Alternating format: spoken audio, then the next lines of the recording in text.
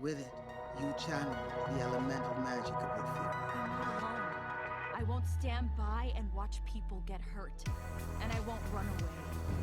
Hold the switch! And let's end this. Kendra, please don't! I didn't break the world. But I am gonna fix it. Welcome everyone back to the Crimson 15 podcast. I am your host, Crimson Sin. Be sure to check us out over on Twitter at C15 Podcast. Join the discussion over on Discord, link in the description below. And if you're enjoying the videos, be sure to sub, like, share, and hit that bell for notifications. Podcast character designs done by Demon Artie.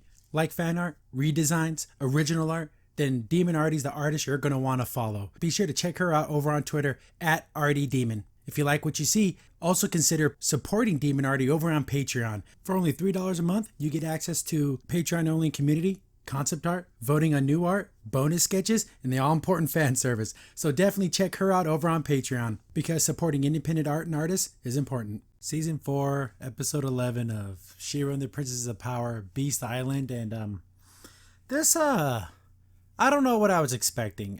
When I thought Beast Island, I thought like an actual island where there'd be like trees and a foresty type area, and it's just like a bunch of technology and like there's no, I don't know what I wanted. It wasn't this.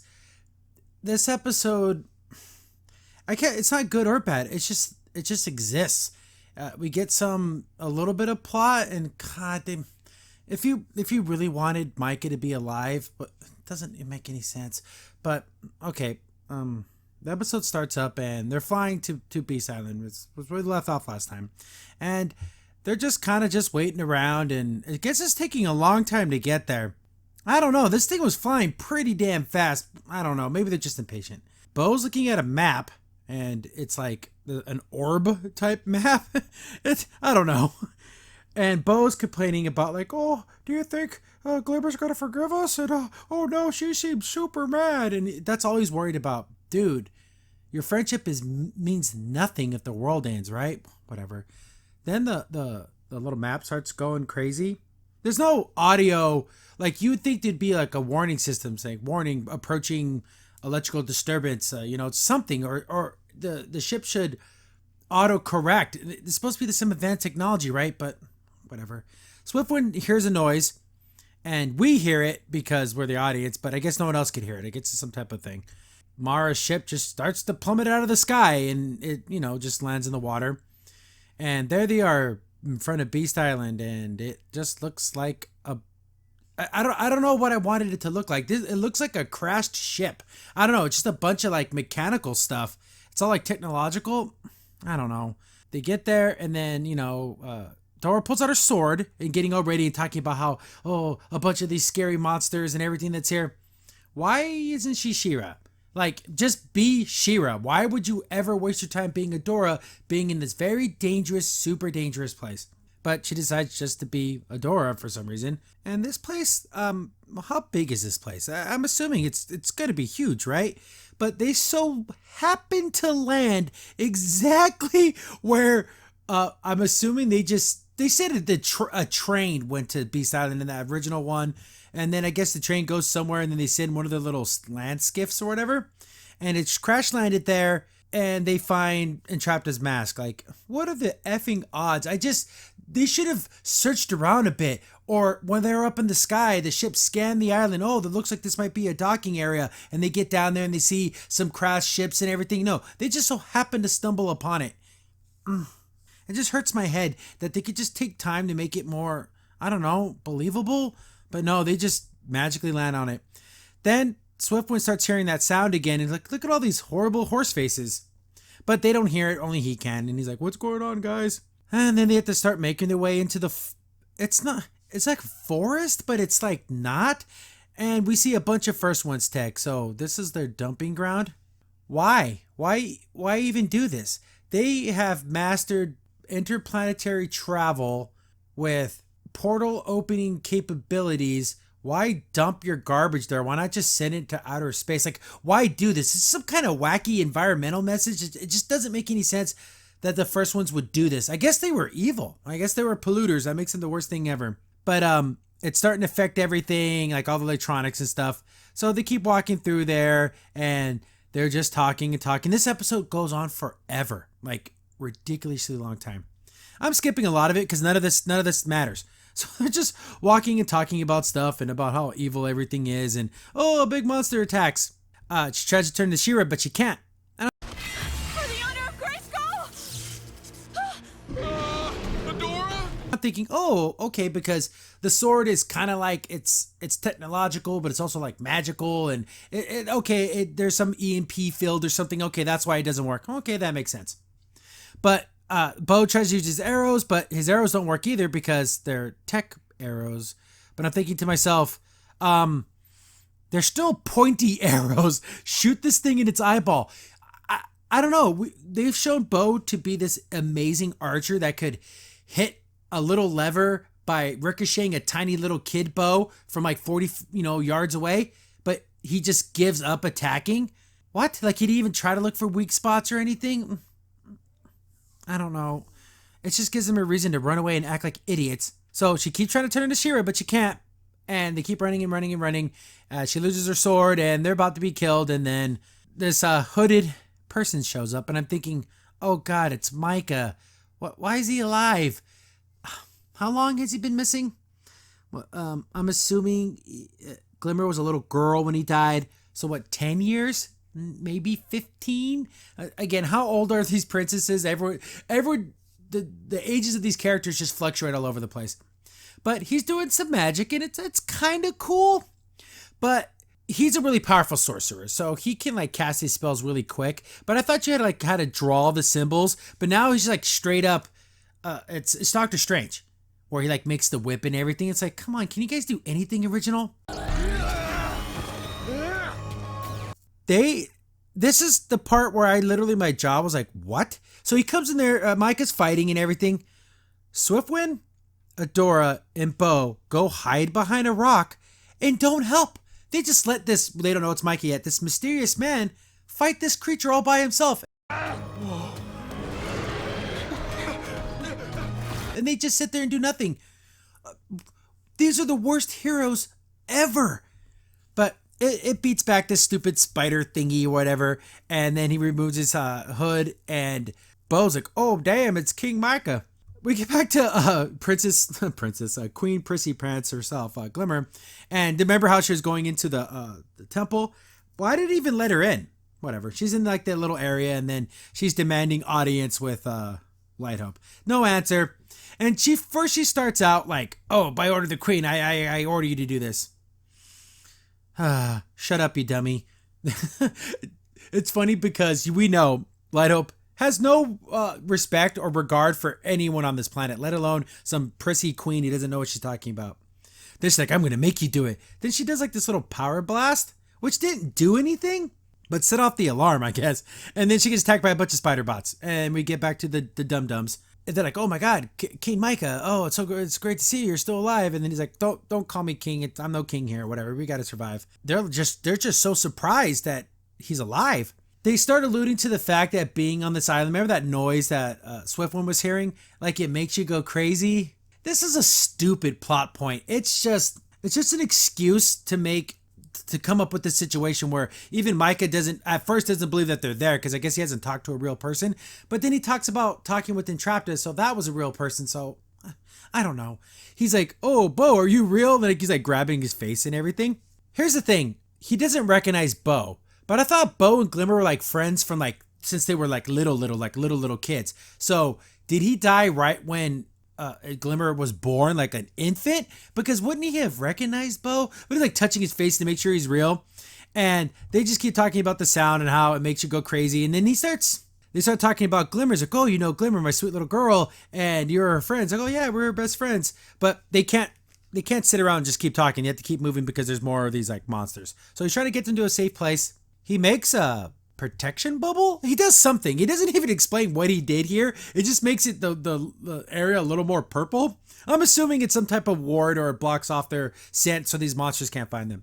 So they keep talking, and he finds like a bug, and that's what he's been eating to survive. And he's super kind of goofy and weird. I don't know. I don't like this. I just wanted Micah to be dead. Let the deaths matter. So now that Micah's alive, we know Queen Angela's alive. She's alive too. Nobody dies. Nothing matters. No one can die in this stupid show.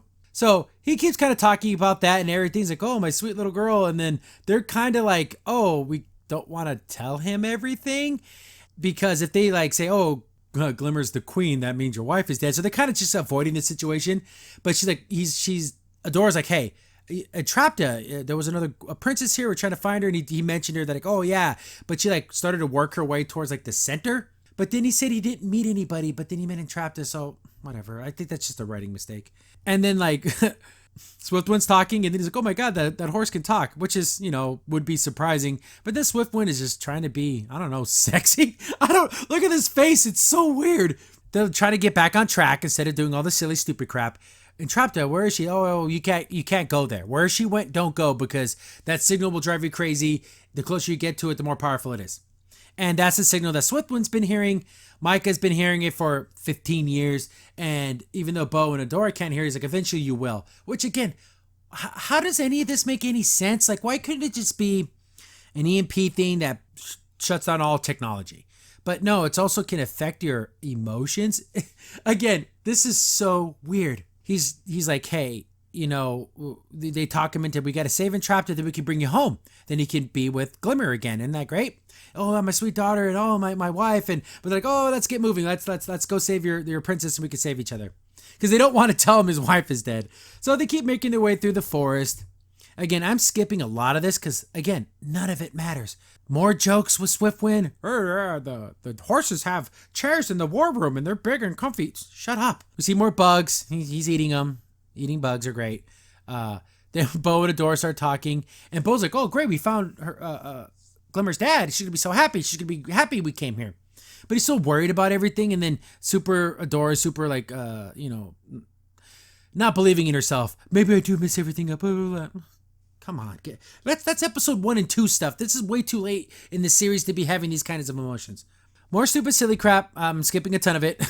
We get back to Glimmer, and she beat all the spider bots. Again, another battle we don't get to see because these cheap-ass animators. Then she kind of humbles herself a little bit, but not really. She's like, Please, talk to me!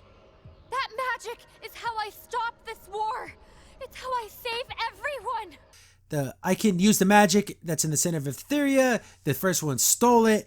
I can use it to win this war. And kind of doesn't say please, but pretty much it offers her, temporary administrator privileges. Door opens up and it invites her in. Get back to the idiots. Look how ugly Swiftwind is. God, this horse is ugly. Everyone's getting tired and more sad because it makes you sad. Remember Neverending Story, The Swamp of Sadness? Like, my God, there's nothing original in this show.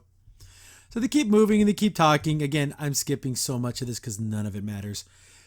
They get surrounded by some of these things. We call them pukas. And there's another gag they keep doing where Bo's like, that's so cute. You're on an island of killer things. Stop thinking things are cute. Stop doing it. But he does it like 4 more times. These like a bunch of these little creatures start chasing him. They're running away, and Adora kind of gives up the fact that Glimmer's a queen. And he's like, whoa, what do you mean? What the heck? If she's queen, that means she's not a little girl anymore. Well, how long have I been on this effing island? It's been like, again, I'm guessing like 12 to 15 years. The monsters look okay. But again, Bo walks up to it. Look how cute it is. My God, stop doing that. Swiftwind kicks one away. Why is this Swiftwind flying? Why can't he just fly above? I don't know. They keep running and they start getting caught up in all the vines and stuff. But then like they start hearing the noise and it like makes you sad again. The Swamp of Sadness. And they all start giving up. Like, I mean, look at that defeated face. Isn't that wonderful to see Swiftwind like this? He starts getting caught up on all the vines and it pulls him down. The only thing missing is like the actual swamp that he sunk into.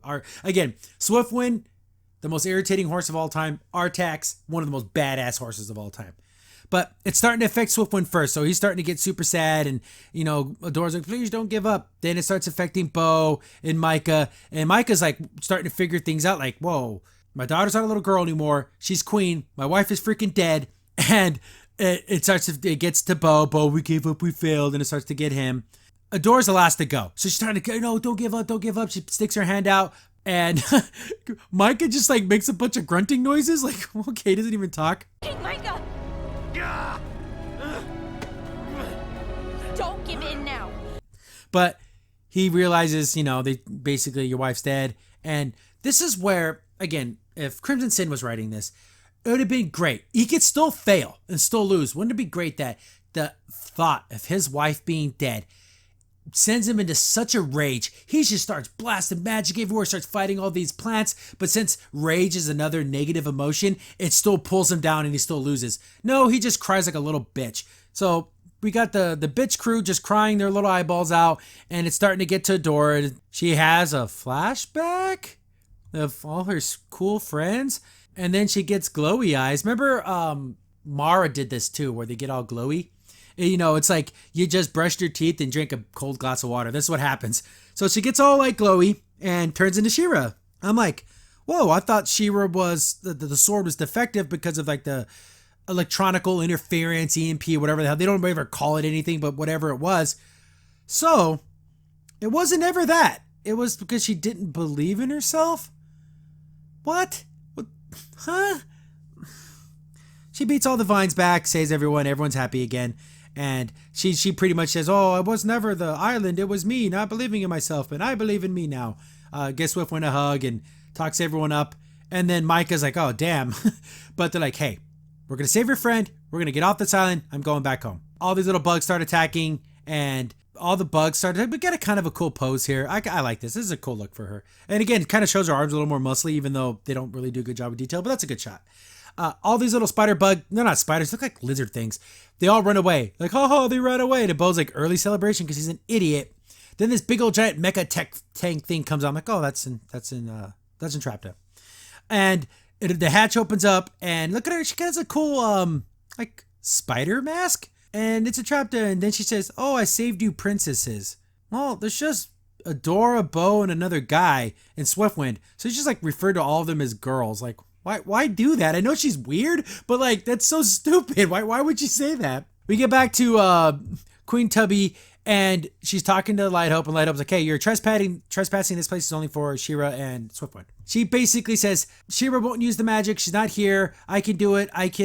Whatever I got to do, I'll do it. We can use this thing and wipe out the Horde. But at the same time, we all know that Light Hope doesn't care.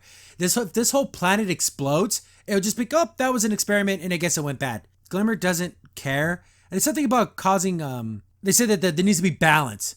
But the funny thing is, she kind of tells Glimmer this, but she never told Adora this, because she always kept saying, bring balance to Etheria, bring balance to Etheria. She never explained what that was. Glimmer just asked what that is. Oh, all the princesses are connected to the runestones. And when all the princesses are connected, then the power things it can activate. So I'm like, oh. And she's like, there's one princess left that hasn't accepted her destiny, and that's Scorpia. Because the Black Guard, remember she almost touched it in another episode? So I'm assuming she's going to be instrumental to making this thing go off. And then Glimmer gets this kind of evil bad guy smile on her face because, oh, it's going to make us more powerful than ever. I don't know. That's the end of the episode. If this review seemed a little bit shorter than my usual ones, I usually go about half hour, but I just skipped so much because none of it, all that other stuff is just stupid fluff. Glimmer's a bad guy. A straight up bad guy now. I mean, that's a bad guy smile who does bad guy things. Micah being alive is really stupid. And Scorpia and all that. And I don't know. This episode was just, we have 2 to go. We should be having some incredibly cool stuff happening. Just bringing in some random character. I guess Micah can put a boot in Glimmer's ass and say, hey, sit down, dummy. I'm the king now. You can still be princess, whatever. But I'm making the damn decisions now. Because your daughter is effing it up royal. But yeah, 2 more to go. I definitely want to finish this up before the year's out. But yeah, I don't know. This episode kind of sucked. Crimson Saint here. Thanks for watching the video. If you're enjoying the content, be sure to sub, like, share, and hit the bell for notifications so you don't miss a single upload. If you have any tips or story ideas, hit us up on Twitter at C15 Podcast, or better yet, join our Discord server, link in the description below.